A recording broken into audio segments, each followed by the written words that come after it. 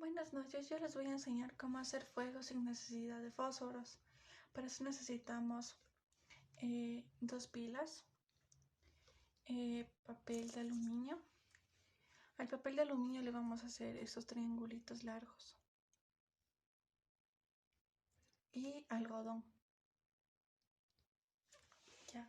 Lo consiguiente, para tener más facilidad en maniobrar las pilas, es con un moñito, no sé, le unes y positivo con positivo y negativo con negativo. Después asentamos las pilas sobre un pedazo de papel de aluminio. Posteriormente cogemos el otro pedazo y hacemos lo mismo de la parte de arriba.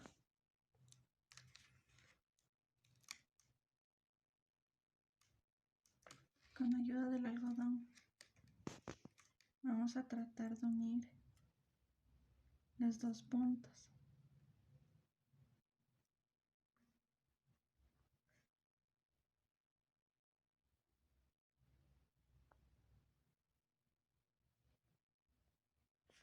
Y se hizo el fuego.